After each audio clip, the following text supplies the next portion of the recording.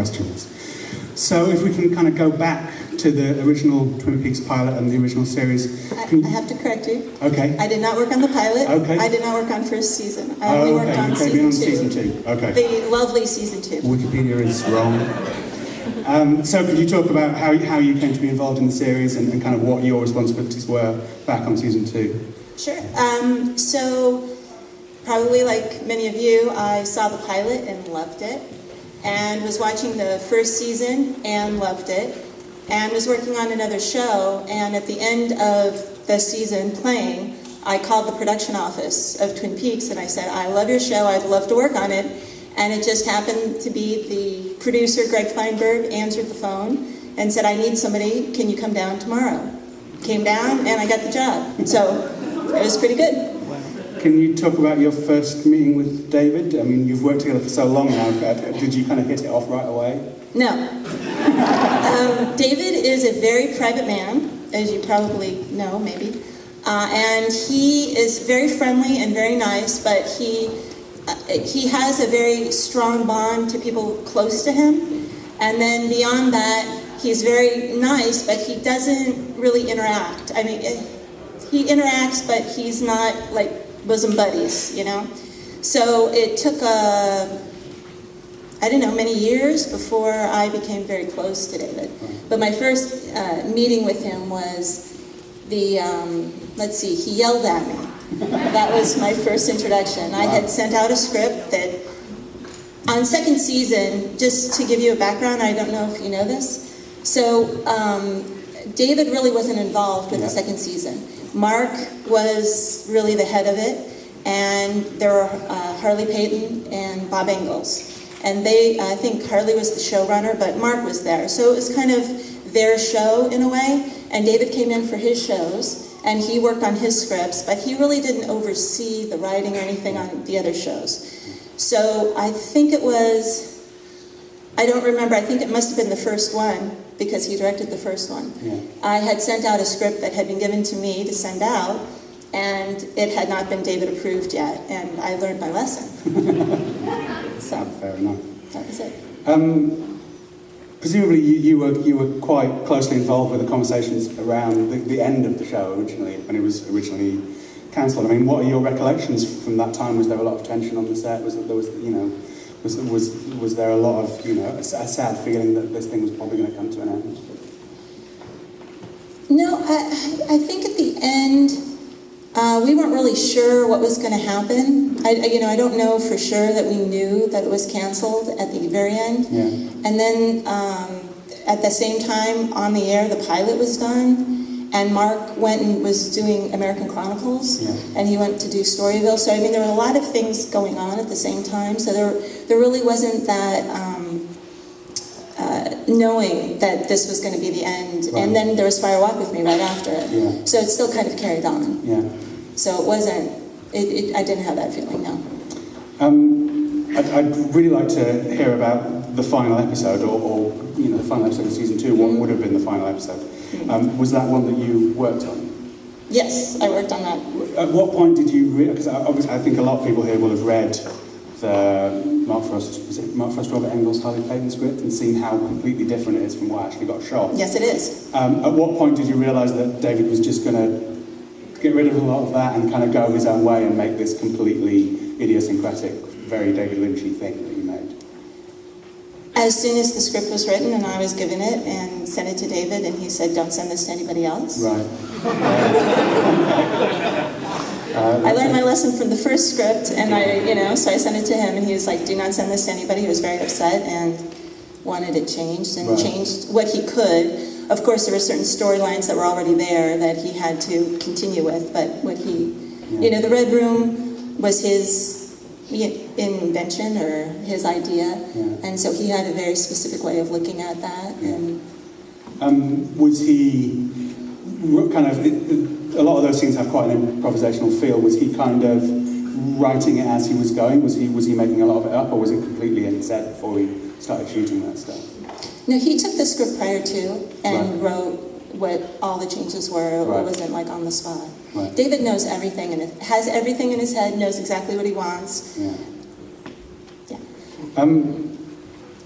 I guess there was probably talk after, I know people have spoken on this stage about the possibilities of what season 3 might have been. Were you party to any of those conversations after the original season 2 finished?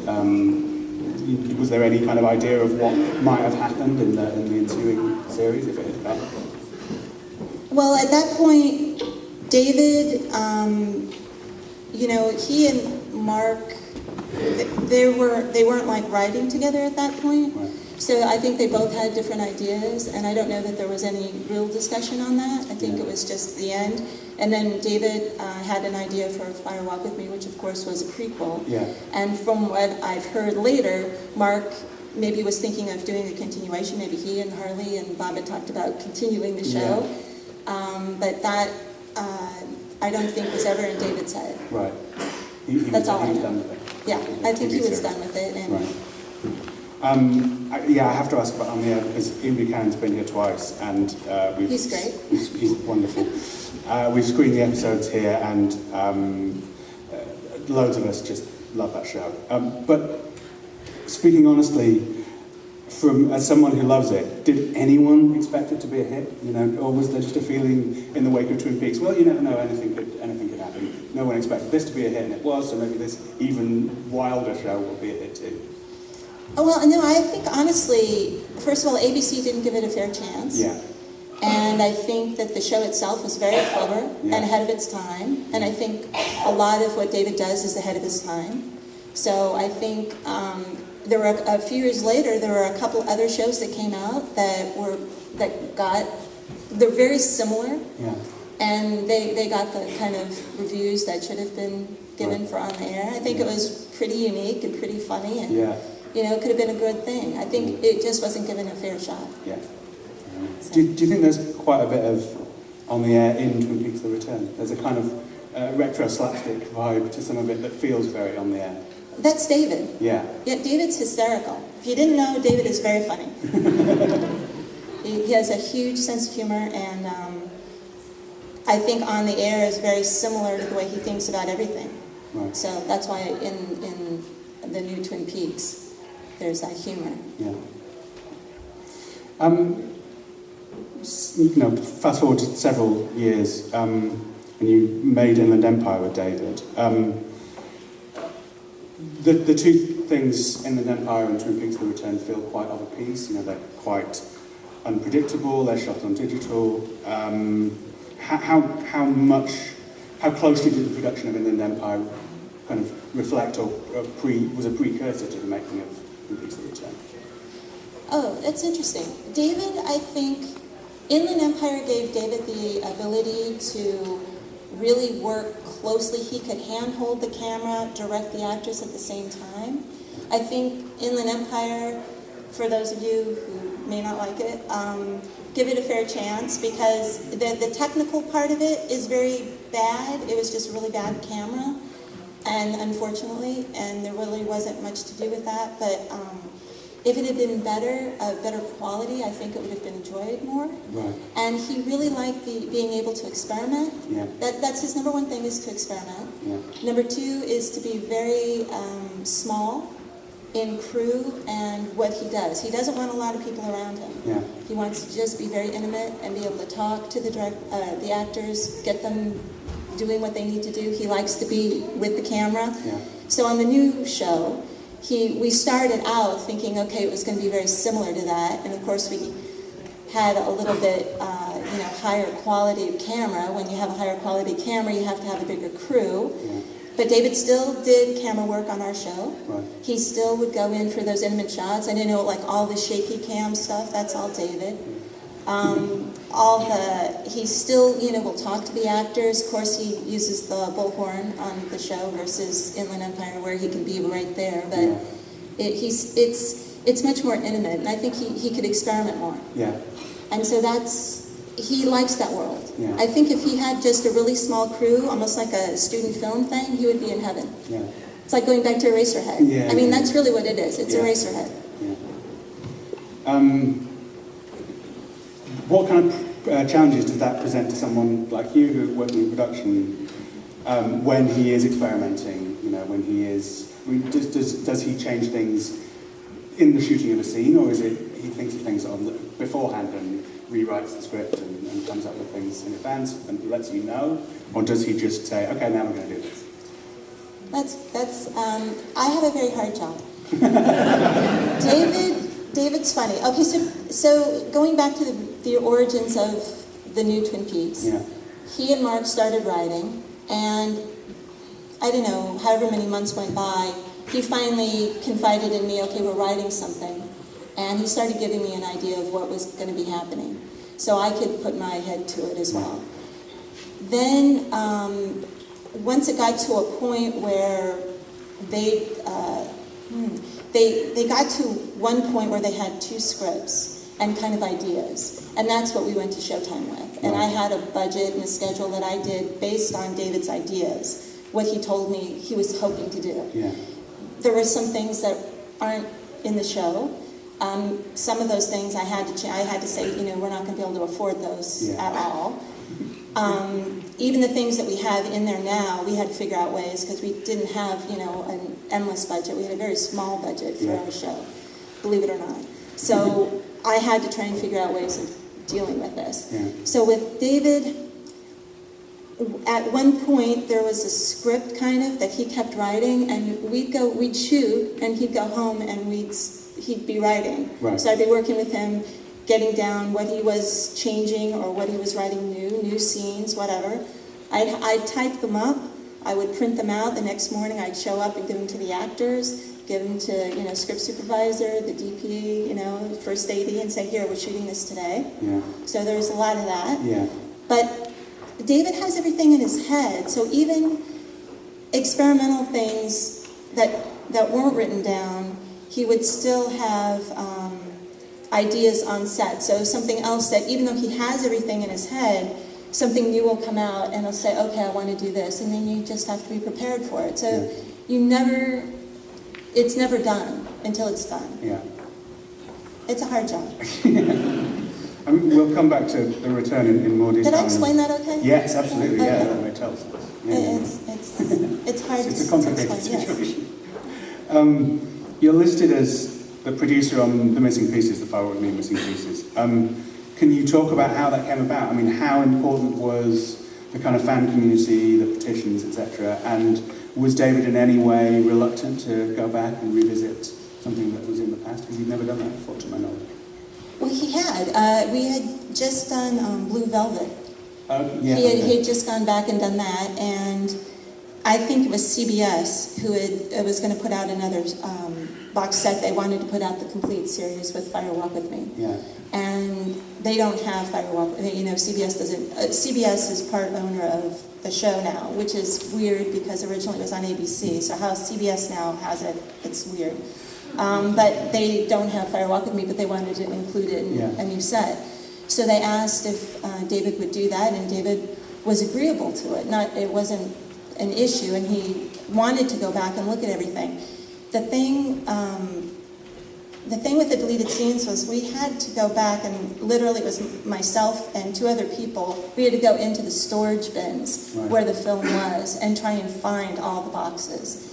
And there were a lot of boxes of film, and just going through it all and cataloging it all, and that was all Noriko Miyakawa, and Dean Hurley, who's sound, and Noriko is picture, and they would catalog everything. So once we had, once we had all the idea, once we had the idea of what was there, then I'd go through with David what he wanted, and he figured that out. And it ended up, we were thinking maybe 30 minutes, but then, an hour and a half, so. Was he aware of the kind of fan outcry that people who were desperate to see those scenes? Oh, yeah, absolutely. I mean, I think that was what initiated the CBS thing in the first place. CBS is very fan-friendly, and we are very fan-friendly. We know that the show wouldn't continue now without fans. Yeah. We know that there wouldn't be a chance in hell to have it come back. So that's a very important thing. Yeah. Sorry. Is the mic still? And they should be Hold on. it closer to your face so we can help us, thank you. Okay. The voice of God. Was the conversation about returning to Twin Peaks already in motion by the time the missing pieces came around, or did Lynch have any idea that some of that material would end up tying in to the show? No, actually, the deleted scenes was started prior to Mark and David even meeting. Right. So they, David, we were working, and Mark wasn't a part of the deleted scenes because he didn't do Firewalk with me. So it was just David going through everything. And I think having those ideas in his head, he brought those, once he and Mark started talking, he brought those ideas to the project. Was there ever a conversation about recutting the film altogether? Which? Cutting the deleted scenes back into Firewalk? There was conversation of that, yeah, and I think maybe at some point David would do that. Right. That would be in the future. Yeah. But it certainly is something that he would want to do versus, what I think somebody has already kind of put stuff in, and I think it's something that David would want to do in a different way. Yeah. There is a fan edit. It's surprisingly good. Yeah. It really works. So coming on to the return, where did the kind of impetus to make the new series come from? Do you feel like it came from David, came from Mark, or came from someone else? I think when it was, I think the idea of the deleted scenes was getting there were favorable reviews of it, or there was like an excitement that it came back, and I think that kind of sparked something with Mark to initiate a meeting with David, and I think Mark initially brought it up, I think. But then I think David was, having just done the deleted scenes, excited about it. Yeah. So I think then ideas were coming. Yeah. And that's the thing with David, he needs ideas. He'd like to do different things, and until those ideas come, he can't really do them. But I think ideas came, so he was excited about it. Yeah. I mean, I vaguely remember him having talked about returning to Twin Peaks when Firewalk with Me came out. I seem to remember him saying that it might not be the last movie, or other things could happen. So is it something that he's spoken to you about over the years, or something that you've had any kind of inkling that might happen? Not at all.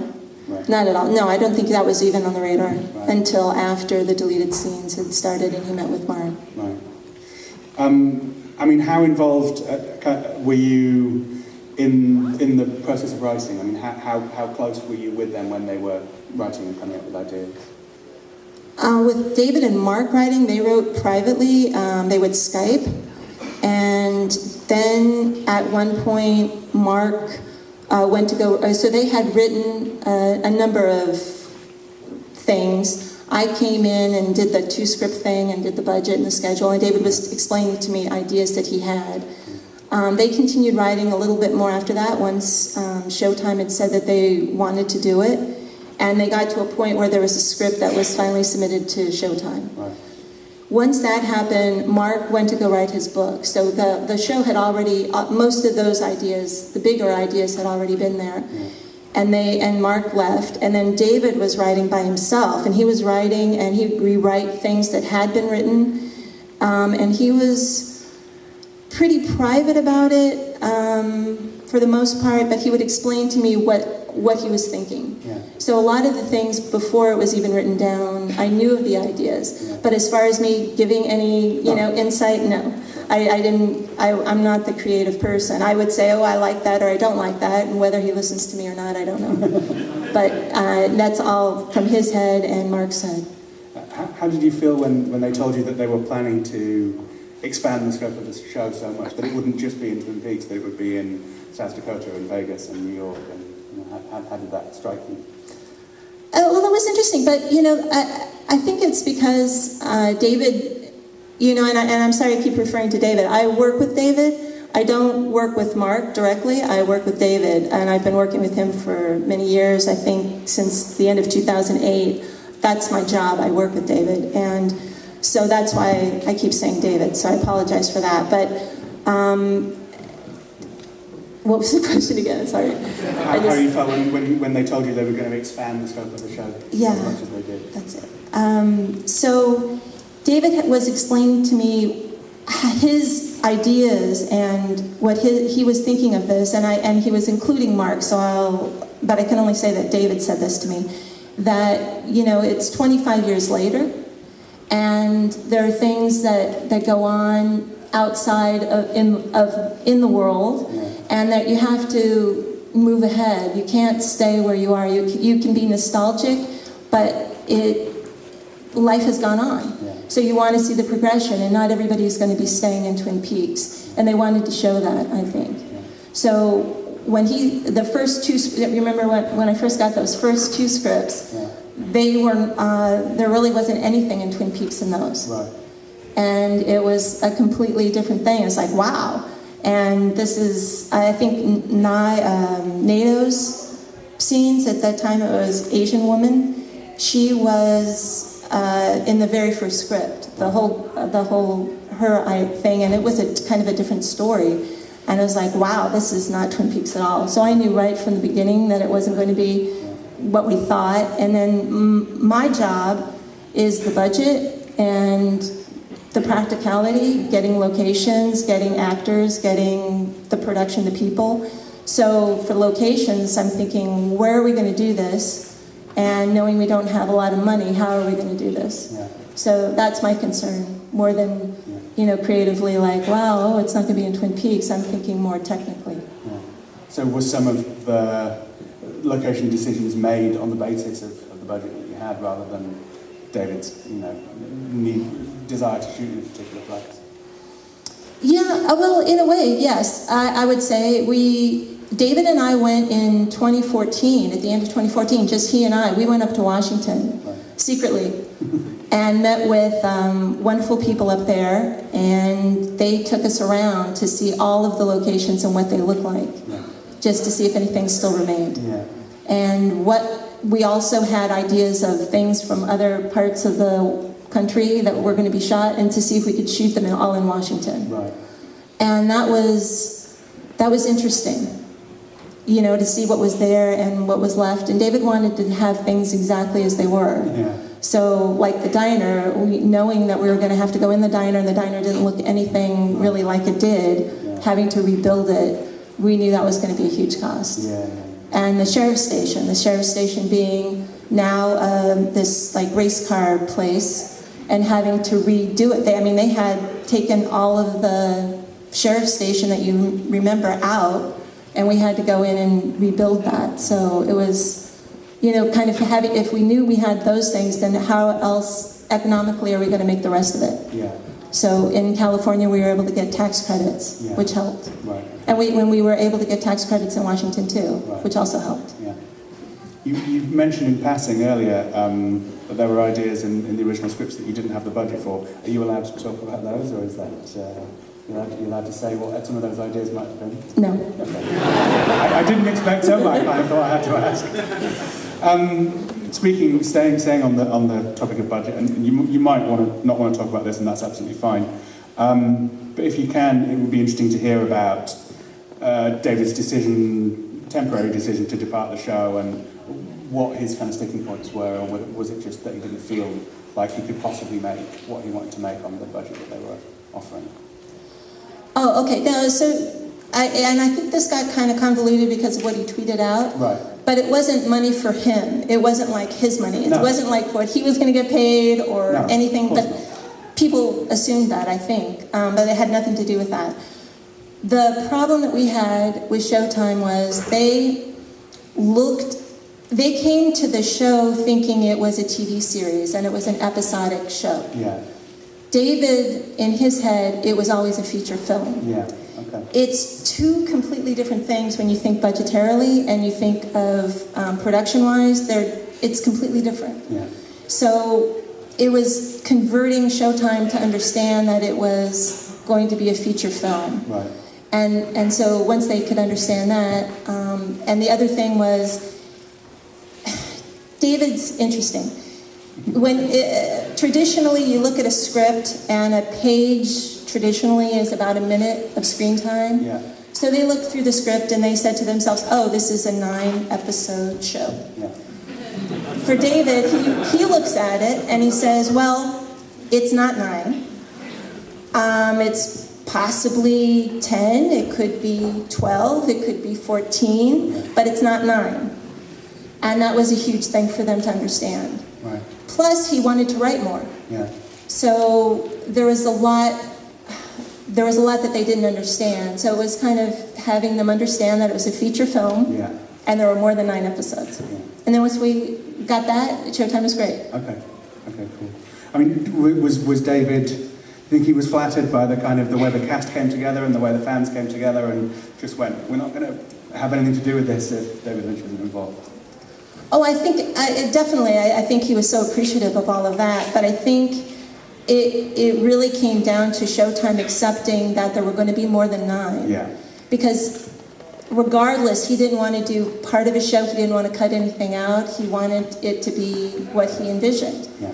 So the entire show that you see is the way he wanted it to be. So even having the guy sweep, that's his idea, and he wanted that in there, and it's all part of these ideas and what he wants. It's creative control, and that's what he wanted. Yeah. I love that sweeping scene. Yeah, I do too. And that was Willie, and he was really good. So kind of onto the casting, I mean, how involved were you in bringing the original cast back together, making the phone calls, kind of getting everyone back on board? I would do the initial, I searched out all the calls, all the people. I'd call some of them, some who were friends of mine, but then David, of course, wanted to initiate everything. Yeah. So I would just call, like I called Kimmy and said, okay, David wants to talk to you, but I can't tell you what it's about, but you have to talk to David. And so, so he did all of the initial calls with most of the original cast. Some we weren't able to get a hold of right away, so later on I might have, said, hey, we hoping that you'll do this. Yeah. And then for the new cast, that all came through a different one. Yeah. Was it a lot of fun seeing the original cast coming back together and Absolutely. meeting everyone and greeting everyone? And... Yeah. I hadn't seen most of the people for 25 years, so it was really exciting for me. I know a lot of them are friends, so they keep in touch and see each other, but it's really exciting. Of course, it's exciting to be back with David. Yeah. Am I right in thinking that Kathryn and Carson scenes were shot before the rest of the series, and is that not the case? No. Oh, okay. No. So could you talk about shooting those particular scenes? Sure. Well, I can say that Kathryn's wonderful, and she had always planned on coming. Right. We thought, she had told me, I talked with her, she talked with David, she was going to come. And I'm trying to arrange a schedule of figuring out when, we shot both in Washington and LA, we would want her in both places. Then she wasn't sure if she was going to be able to make both, so we were thinking, okay, how can we make all of her scenes to be in one place? Then it was kind of interesting because she said, well, she wasn't sure if she'd be able to fly, and then she said, well, I can fly, but I have to bring my daughter with me, and I'm like, okay, that's fine. And she kind of said, well, I'm not doing so well, so, maybe I'll need oxygen. So then I was looking into getting a plane for like one of those medical planes, and thinking, wow, this seems a little bit more serious. I don't know if she can do it, but she's still saying she can do it. She just wanted to do it. She did not want to not do it. And it wasn't until a friend of David's who's writing his book right now, Christine McKenna, was there interviewing her for the book. And she called and she said, Kathryn can't get on a plane. I don't know what she's telling you, but she can't get on a plane. And that's when we knew. And so I think the next day I had Noriko, and they hired a crew locally, and we arranged everything. Noriko went with cards and some information, and then David and we Skyped and that day and shot with her. But that was maybe 3 weeks into or 4 weeks into when we were in Washington. So we thought she was coming up all the way until she wasn't coming up. Yeah. And so then the next day we were able to arrange it. Luckily, all her friends, did such a great job in getting a crew there, having her available, and, she wanted to do it. Yeah. And it was wonderful. Yeah, those scenes are so beautiful. And I think she passed away 4 days later. Yeah. So. Yeah. Yeah.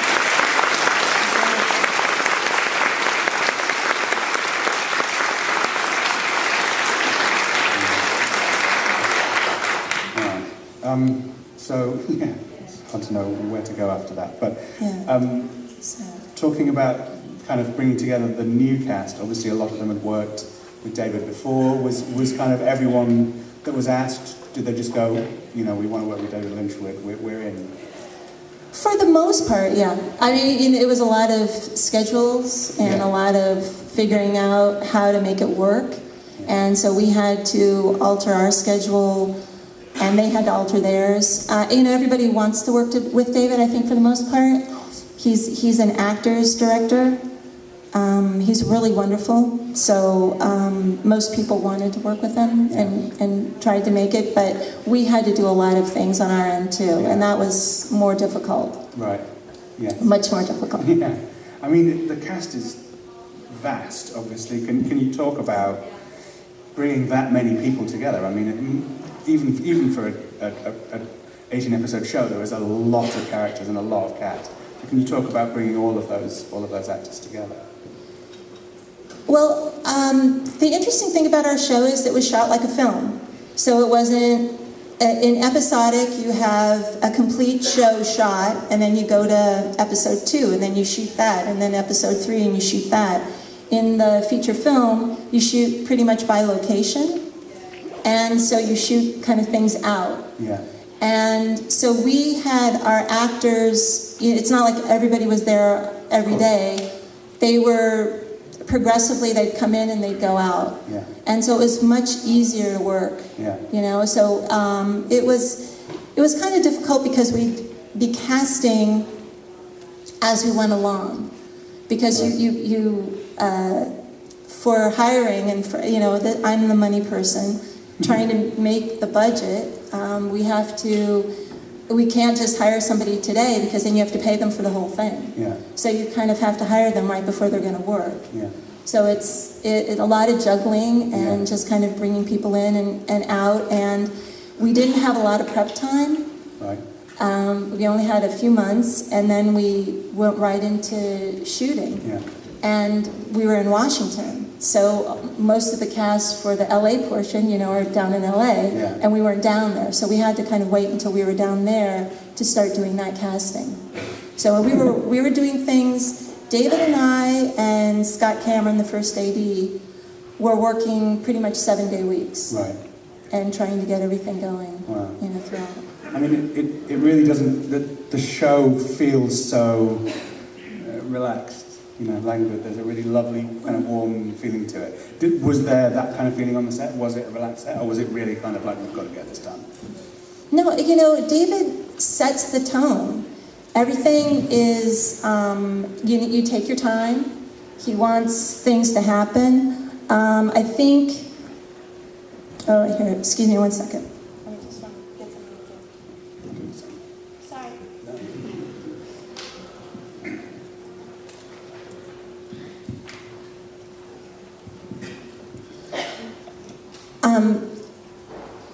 David loves to take his time, experiment, and figure things out. And I think, like I said, people love to work with him. Not just the cast, though, but the crew as well. Yeah. Because he's warm, he makes everybody feel good and appreciated. He treats all the actors, I was just saying this last night, all the actors are treated the same. He doesn't favor anybody. Everybody, or I should say, everybody is favored. Everybody is important. I mean, I'm not a good example, but Willie doing the sweeping is just as important as Laura Dern.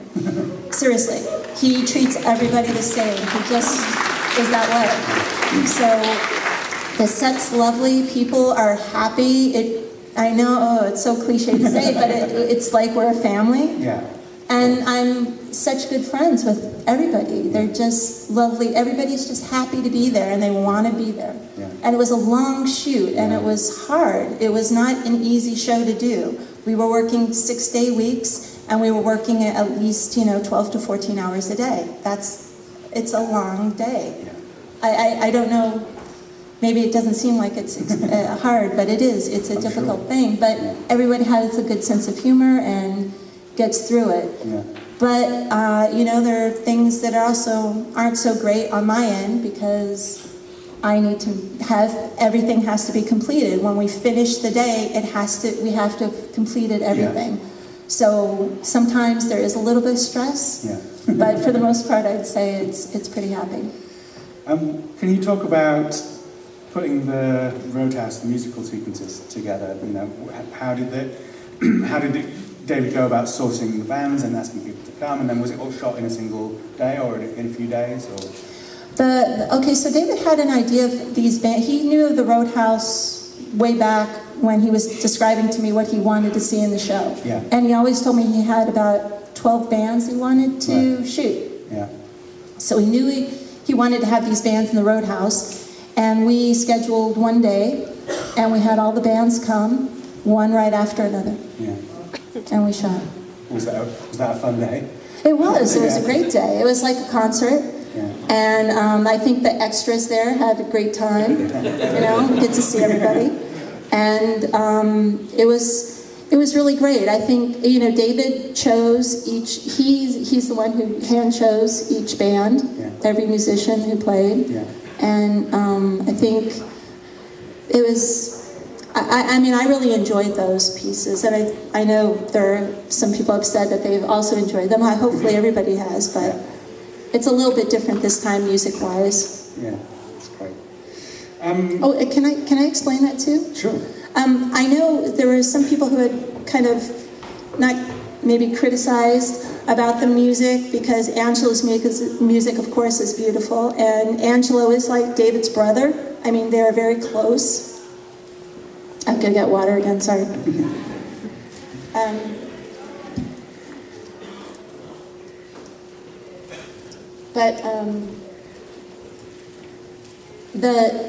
The second season, I think, actually the first season and second season, there were different directors. It wasn't just David directing, there were a lot of different directors, but they all fall under like a TV series where there's a showrunner, which at this time you can kind of consider Mark and Harley and Bob being the showrunner in the second season, and the first season really.